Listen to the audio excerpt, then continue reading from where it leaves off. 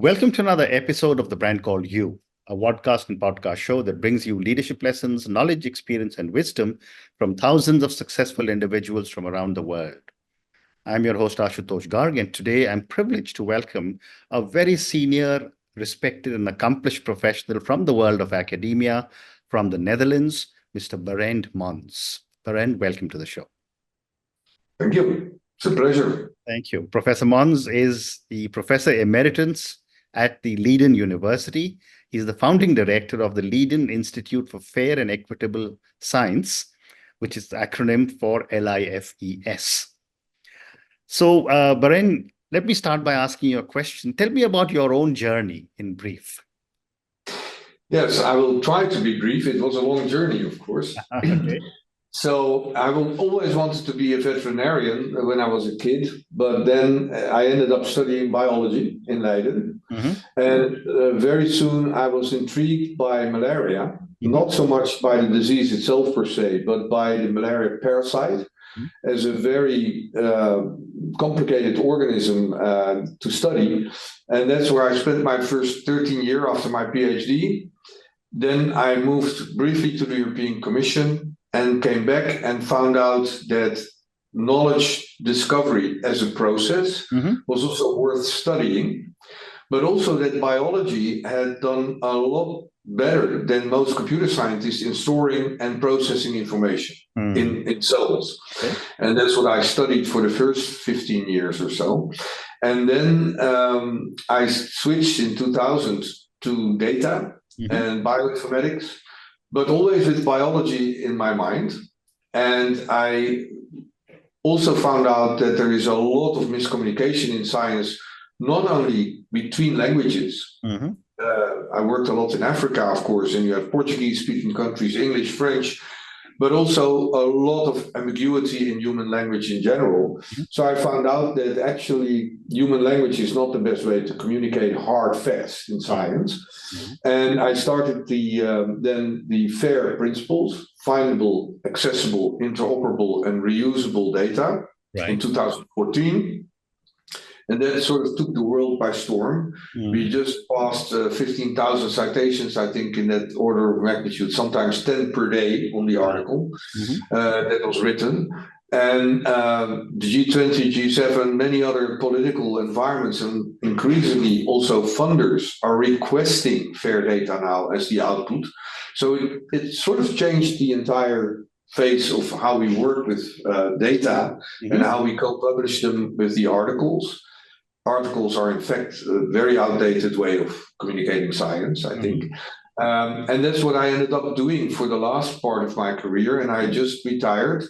And my valedictory lecture was called FAIR Well. And in fact, you could summarize it as the machine knows what we mean. So publish for machines, because in the, quote, AI world, they will be our most important assistants.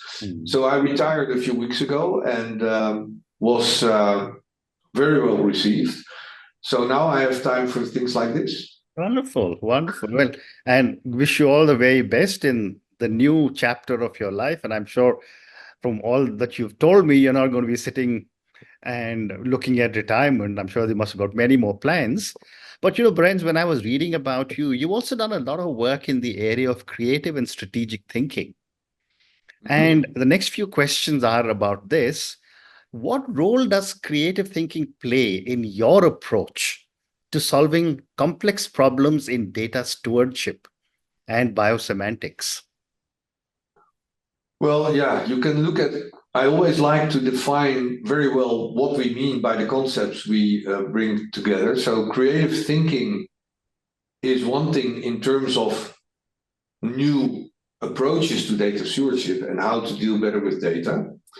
But I would also like to say a few words about creative thinking in general. If we consider science as the ultimate creative thinking and investigation, one of the things we have studied for years is the actual process by which we discover knowledge as humans. Okay, and how machines will play a role in the next phase where we use them as our assistants, knowing that machines are stupid, frankly. I mean, they don't have a clue what they're doing. They're just discovering patterns. Now, we also discover patterns in what we previously conceived as chaos and too complex to understand. We suddenly see a pattern, and that's what we call knowledge. And when it becomes established, we call it established knowledge. Right. So we have an actual very famous graph in physics, the sawtooth, and you see that if the patterns become more and more complex, the thing that we continuously encounter today, you need more and more CPUs or intelligence units, if you want to say that, to understand everything. But if you do that, we can endlessly add intelligence. There is a straight line. You still see all the patterns. At some point, you reach the level where your intelligence cannot go any higher.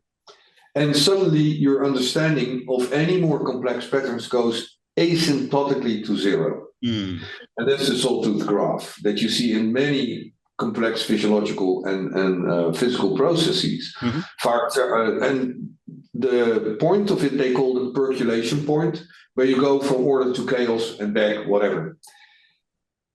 I have understood years ago that knowledge discovery is at the edge of chaos. And chaos actually doesn't exist. It's just order perceived by a lesser mind. There's a famous statement.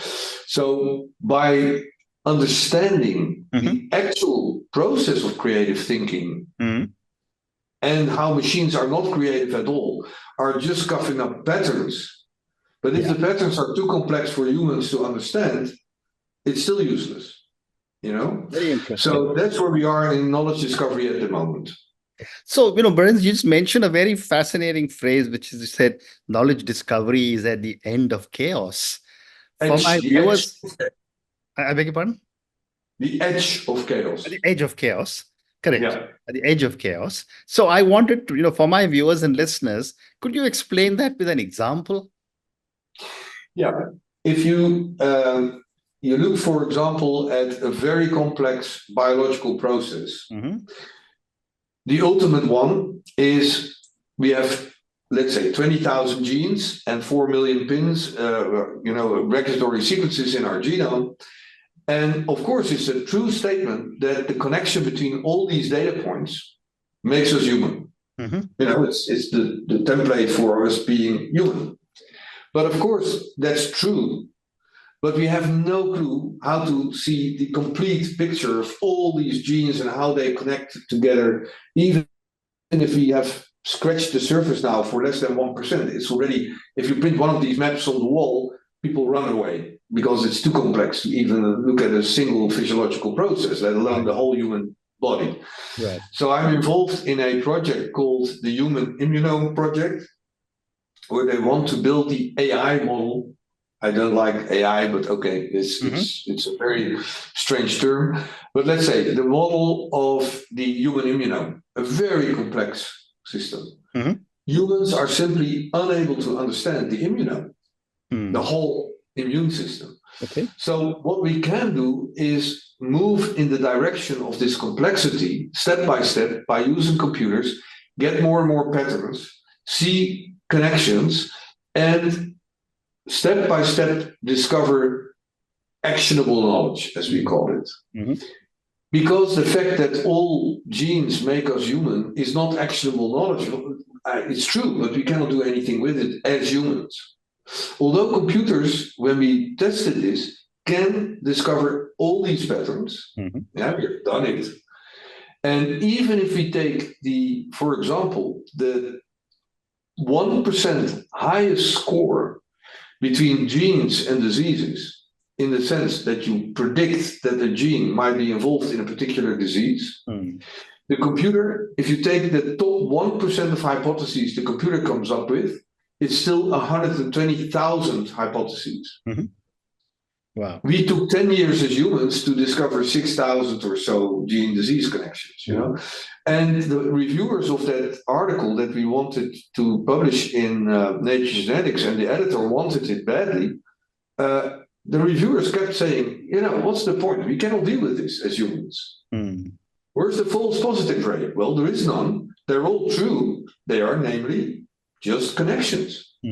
Whether there is actionable knowledge there, is another story. So we have to reduce the knowledge, the implicit knowledge that is out there after publishing 50 million articles, to what we can manage as humans.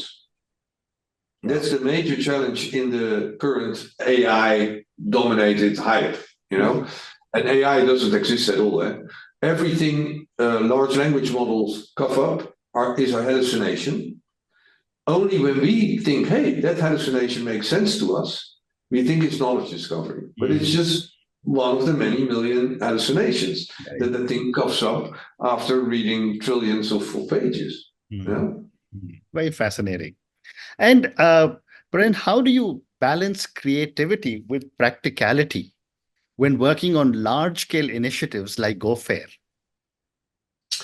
Well, that is a very clear thing. If you are a personality like myself, if you look at the profile, I'm an extreme ENFP, which is the inspirer, So very strong creative thinking and pretty inspiring. That's what a lot of people told me when they talked about my Say Goodbye lecture.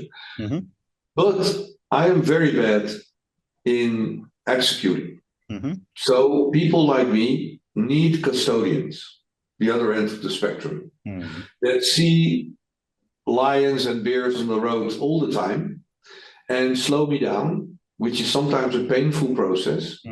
But one of the things I've learned in my career pretty early on, even when we worked on malaria, and I've said that explicitly in my farewell lecture, Chris Janssen, my colleague, with whom we started the malaria group here in Leiden, was in the room. He is also just retired. He stayed there for 40 years. He's the ultimate custodian, top scientist, science after soul after nature paper. But he always sees the problems first. Wow. And we were a perfect combination for 15 years for that very reason. So yes, there is even an official term, Monsens, instead of nonsense. You write it with an M, my second name, my family name. Yeah. So a lot of the creative thinking that I do, and I see, 10 years ahead, and I was talking about machine readable data in 2005, and everybody was looking at me like, you're totally crazy. But if you don't have in the same team custodians that keep you realistic, you fail. You're much less effective. So I've thanked my custodians very elaborately during my farewell lecture, all of them that were in the room, saying without you guys, I wouldn't have made half of the progress that we made. Incredible. And that's, very, very modest of you to have given so much credit to all your colleagues. But my next question, Barend, is what are some of the key elements of a successful strategic plan when dealing with interdisciplinary fields? Yeah, that's interesting. I always say making a plan is the easiest thing in the world, because plans have a tendency to only fail when they get executed. So the plan is always good. That's why the big consultancy firms make so much money. Their end product is the plan. And if it goes wrong, it's your fault. Yeah. So I think that is one of these steps that you need to make.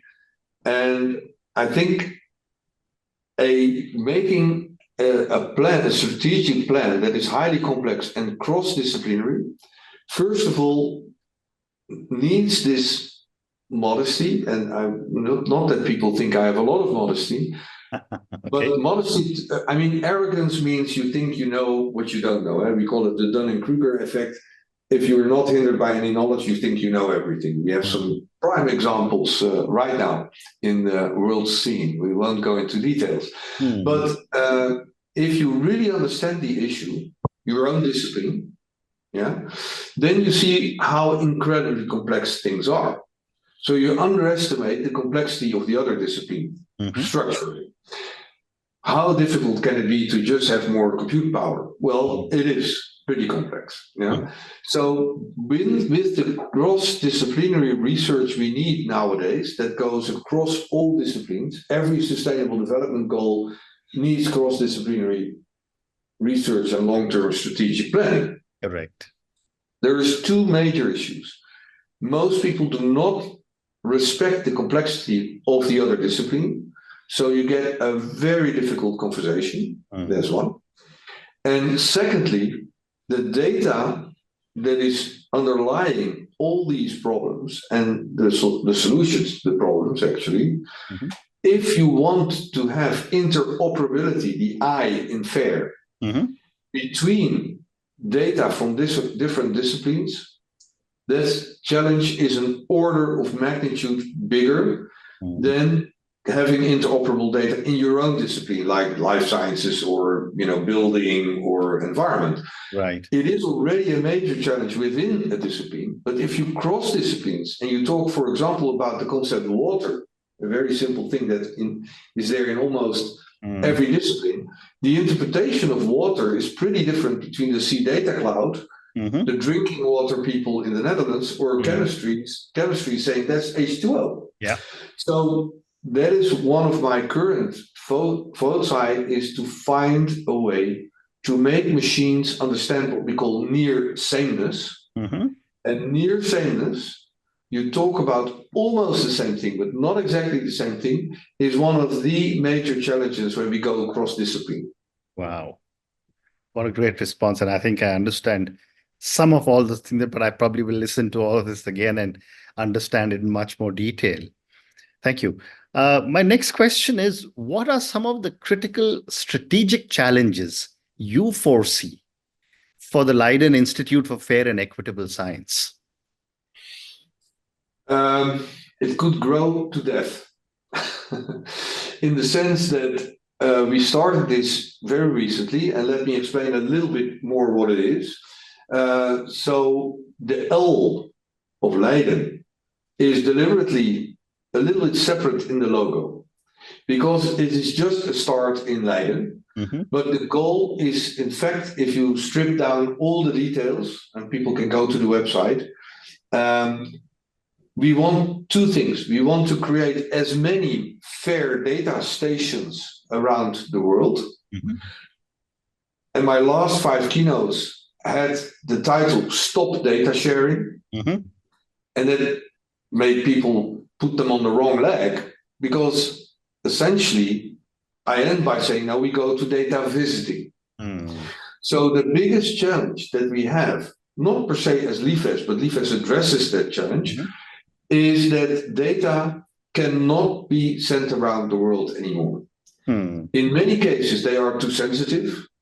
Let's take this example of the Human Immunome Project. I don't think you would argue that Chinese hospitals will send their data to the United States, or the other way around, to be analyzed.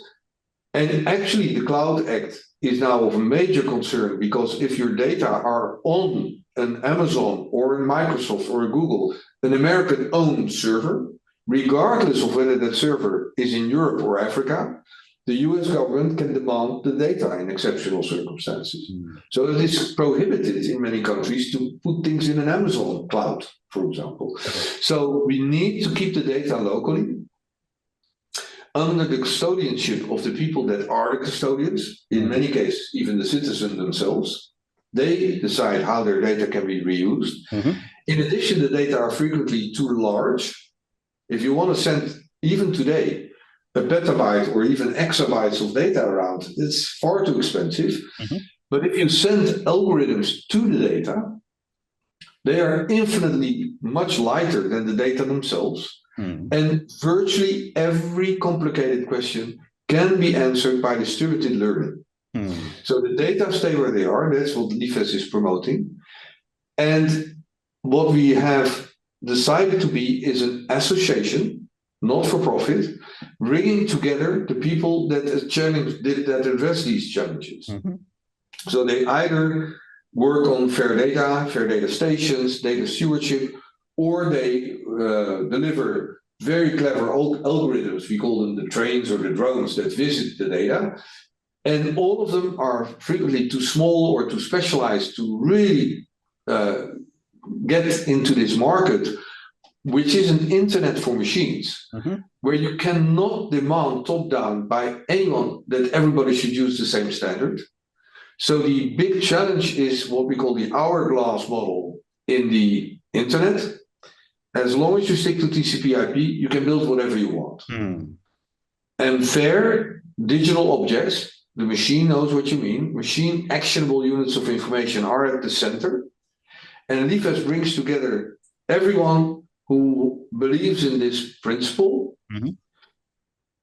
So the challenges of the LIFES members I just described, the challenge of LIFES itself so far is that we have so many people that want to join that it's for me almost a day task to talk to them, explain it over and over, then determine their role in LIFES. They all keep doing what they're doing. It's a public-private partnership. Many of them are companies. Yeah. Many of them are too small to survive in this new, very turbulent environment, like in the beginning of the internet. Yeah. And LIFES brings them together. That's a big challenge. Very interesting. Thank you. And my last question to you, how do you envision the future of open science? And what creative strategies do you believe are essential to shape it? Okay, first of all, we should get rid of the term open. Okay. I want to be a bit provocative at the end. Okay. Open is a term, a concept I have really become allergic to, although I'm a big promoter of open access, open science, and so on. Why? There's a number of problems here. The silverback scientists that want to keep the old system going, because that made them big, always put open science as second level science. All this open science. The cells and the nature papers, that's the only real science. So that's a downside. The other thing is, if a scientist hears open, he or she hears gratuit, free. Open data is very expensive.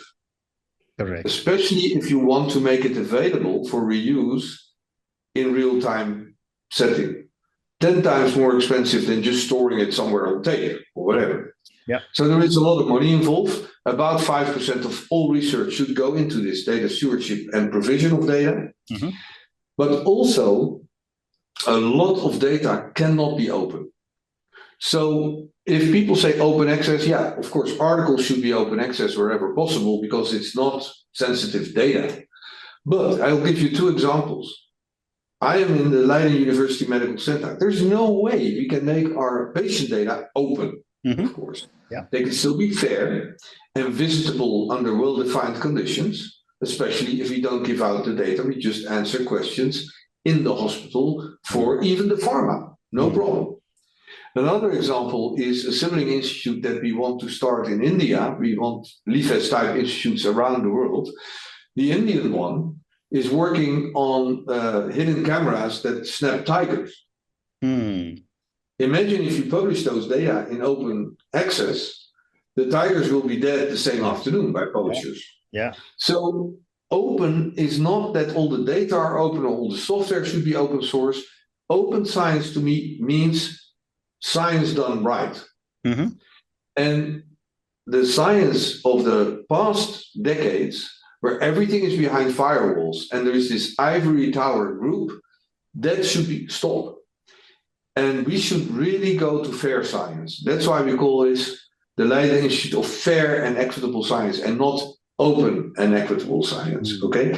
Equitable access to fair data. Many of the data are highly sensitive, will not be open. So open science is, in that sense, its own worst enemy.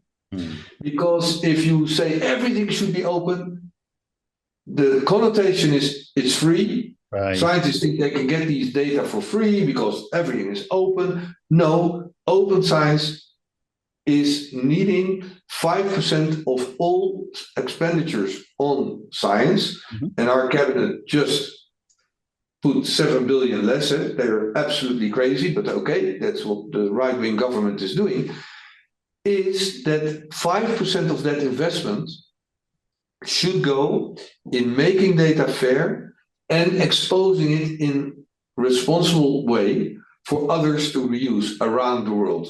And there should be equitable reuse, so it should be as easy for an African scientist with one iPad as for a professor in Leiden or Harvard. That's what we mean by equitable. Amazing. And on that note, Professor Mons, thank you so much for speaking to me about your journey. I think I learned many things from you about the Leiden Institute for Fair and Equitable Science. I also learned a lot of things from you about data, about not open science, but fair science, not open data, but fair data. And of course, I love the way you told me that knowledge discovery is at the edge of chaos. Thank you so much for speaking to me, sir, and all the very best to you. It was a pleasure. Thank you for listening to the Brand Called You videocast and podcast, a platform that brings you knowledge, experience, and wisdom of hundreds of successful individuals from around the world. Do visit our website www.tbcy.in to watch and listen to the stories of many more individuals. You can also follow us on YouTube, Facebook, Instagram, and Twitter. Just search for the Brand Called You.